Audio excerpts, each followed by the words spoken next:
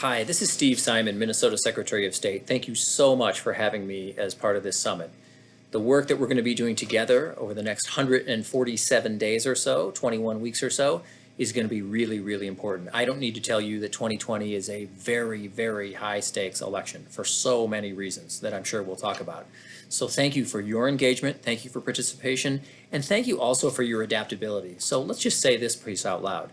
It is tough sometimes to connect the way we're connecting right now. We're not in the room together. We're not able to have the normal give and take.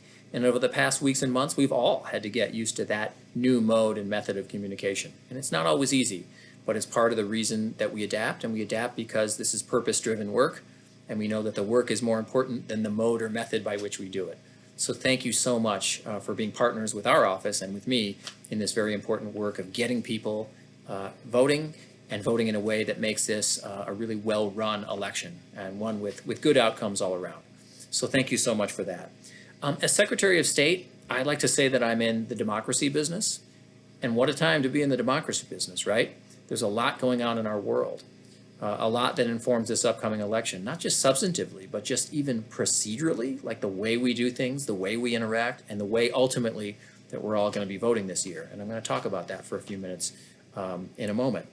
But you should know that our office, the Office of Secretary of State, is really about protecting, defending, and strengthening the right to vote in Minnesota. That's very important. And my personal mission in this office, is the one who happens to hold it right now, my personal mission is really clear and really easy. My mission is to make it as easy as possible for every eligible voter to vote, period. That's it. That's the mission. It's not harder than that. And that's not going to change even through a pandemic or anything else that life might throw at us in our office. So I just want you to know that as well.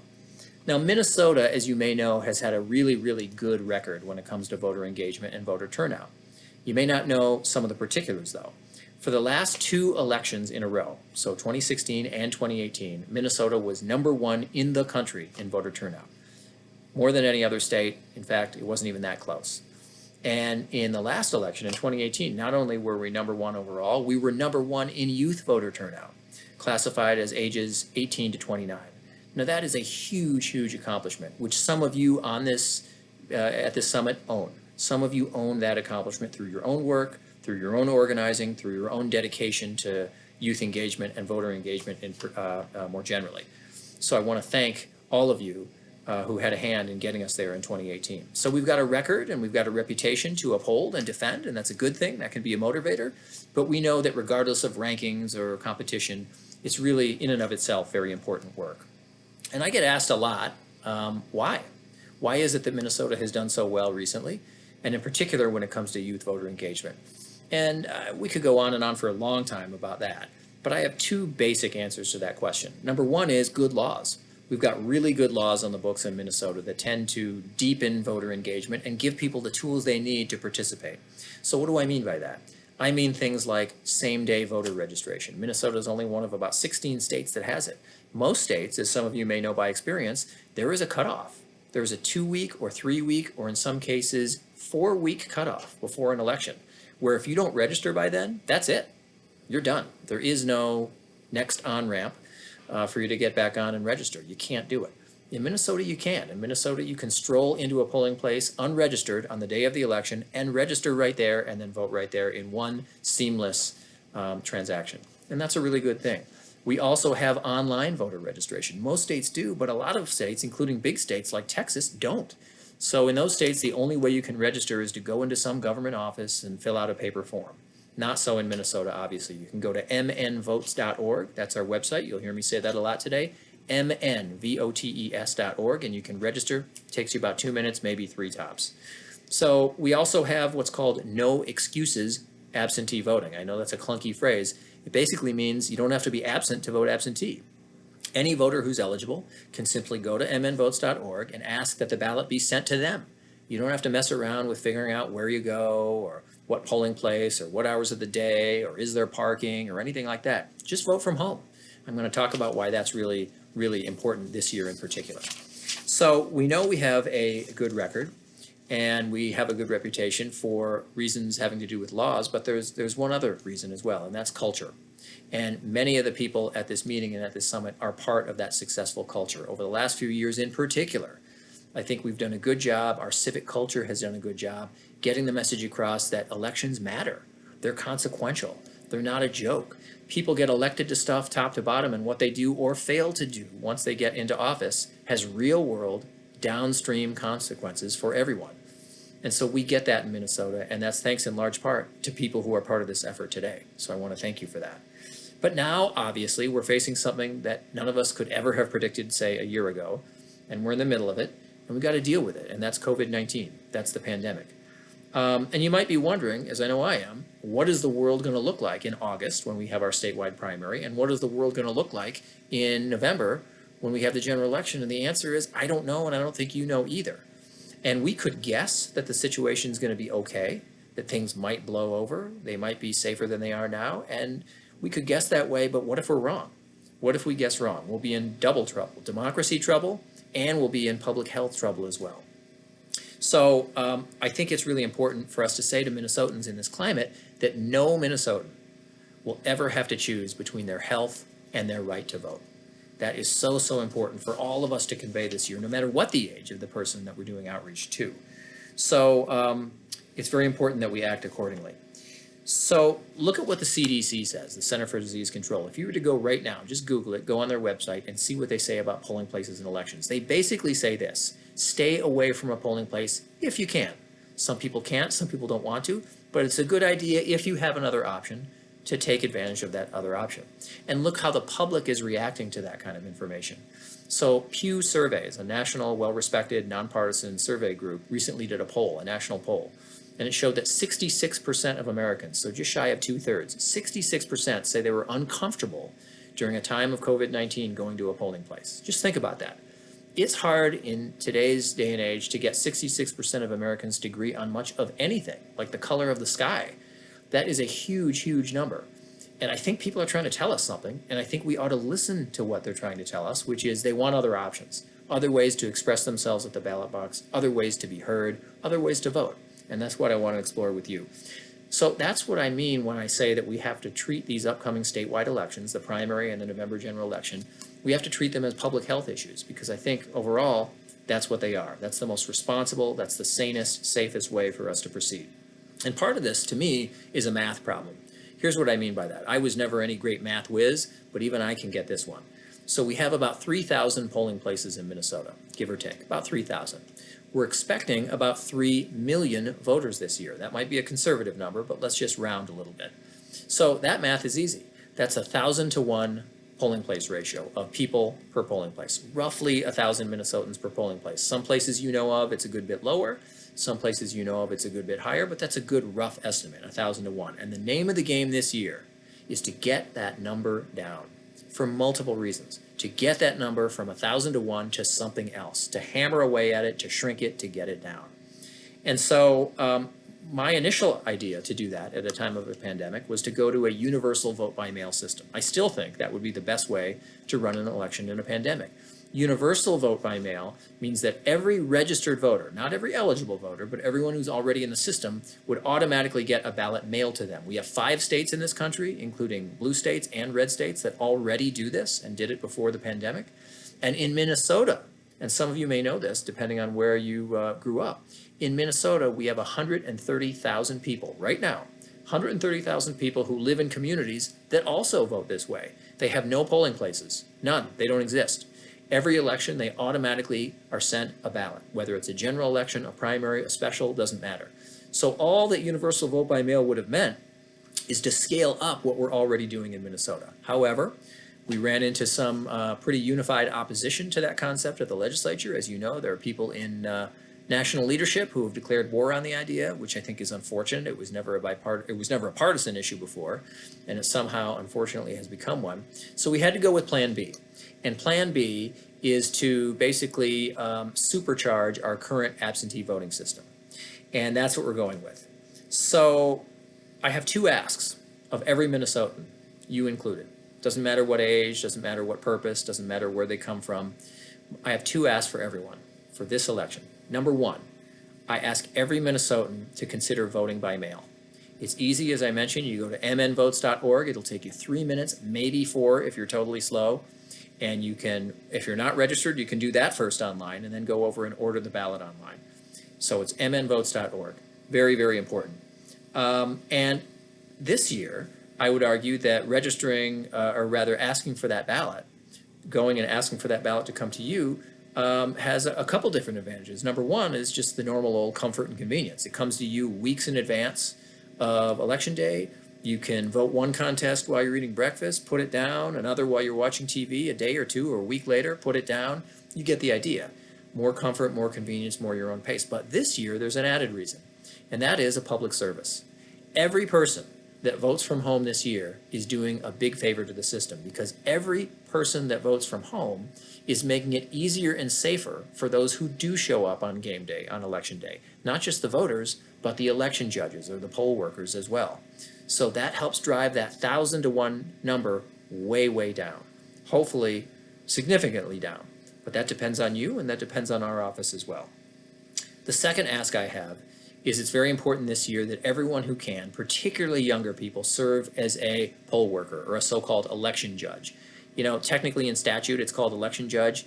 I've tried to get away from that term a little bit because I think people think judge, they think they're going to be wearing a black robe and they're going to have a gavel in their hands. None of that's true.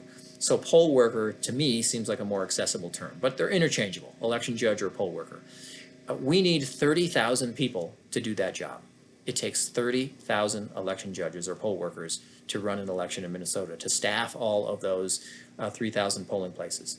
So we need people to do that job. And if you saw what happened in Wisconsin on April 7th, a total disaster, total chaos, an election almost designed to alienate and turn away voters, long lines, frustrated voters, etc. A lot of that was because of the collapse of the election judge system. People at the last minute, for some good reasons, frankly, because COVID was just coming along, said they didn't want to do that job. So that meant hyper consolidation of polling places. In the city of Milwaukee, they had planned for over 170 polling places. You know how many they had on election day? 3. 3 for the whole city of Milwaukee. No wonder there were long lines. So we can't have that happen. It only takes 2 hours of training. It's a paid gig. It's not a volunteer gig. It's paid.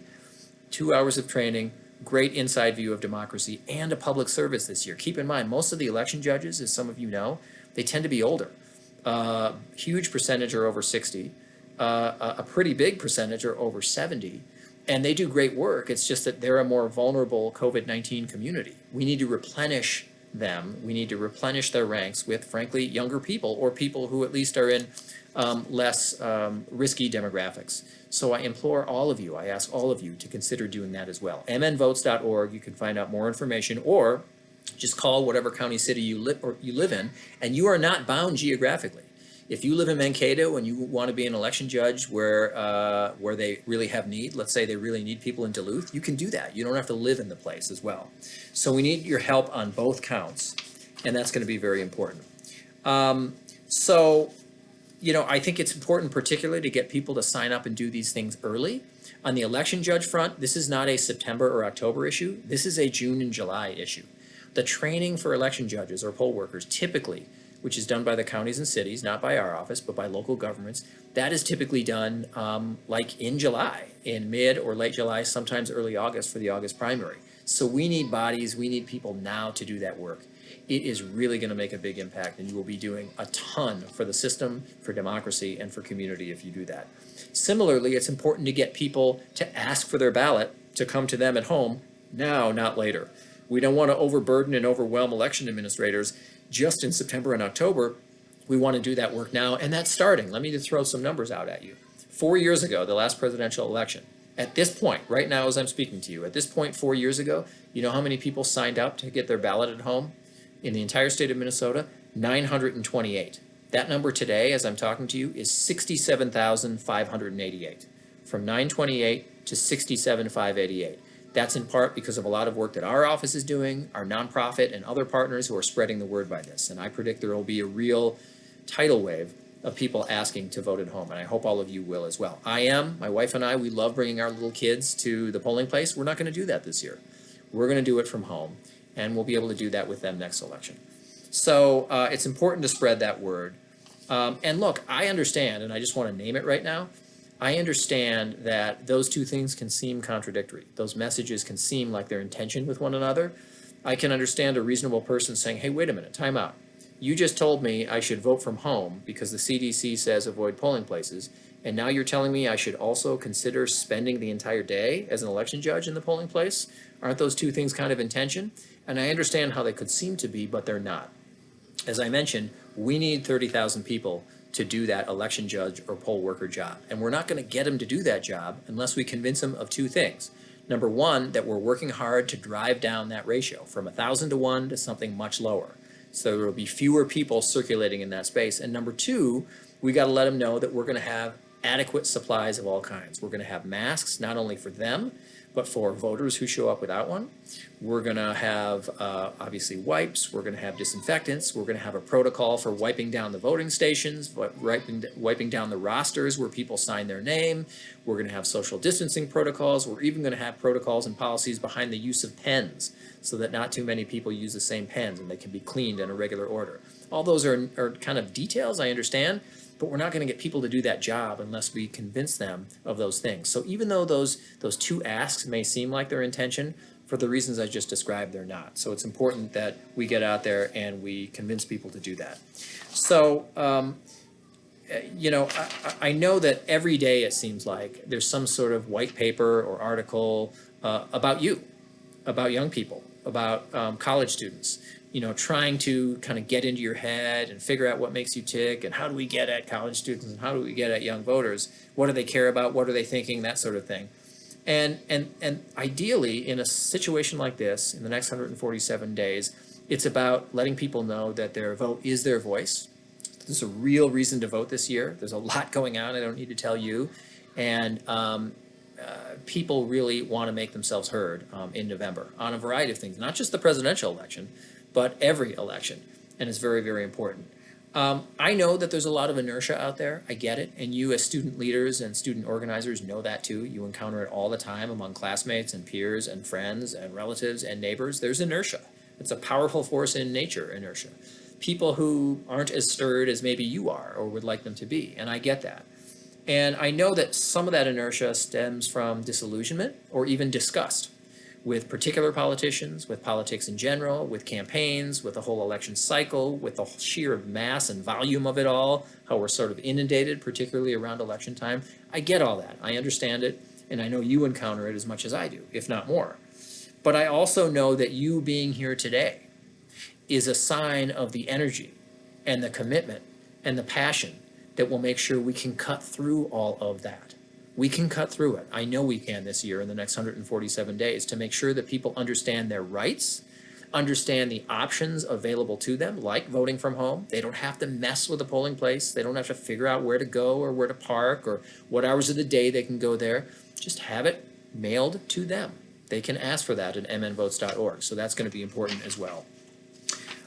So you will be the leaders that will drive that spirit and drive that passion and to drive that determination. And we have the tools and we have the resources this year to make sure that happens in a very safe, orderly, and secure way. So I'm going to need your help.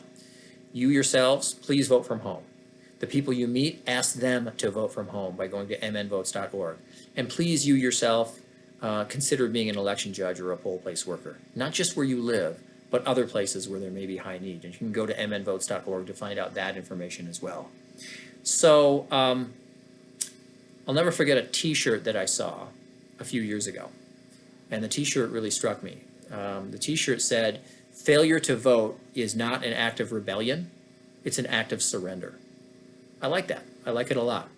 It's a way to get at this idea that somehow not voting is making a statement, or it's planting a flag for a particular cause, or it's expressing oneself, expressing one's disapproval in a system or in candidates or in people or something like that. And while that impulse is understandable, ultimately, you know, or you wouldn't be at this conference, that is a surrender. And we can't let that happen in Minnesota or America, particularly in the year 2020, and particularly now when the stakes are so high. So despite COVID-19, despite the health problems we see, despite the divides in our society, we got to cut through that, and we can cut through it. So I want to thank you for all that you've done. I want to thank you for everything you're going to be doing in your own ecosystems, in your own worlds over the next 147 days or so. And I want you to know that I and my office want to be a partner with you, and we want to be there for you to give you the resources and the guidance, if any, that you need. So thanks for having me. Thanks for the work that you're doing. It's a pleasure to be with you.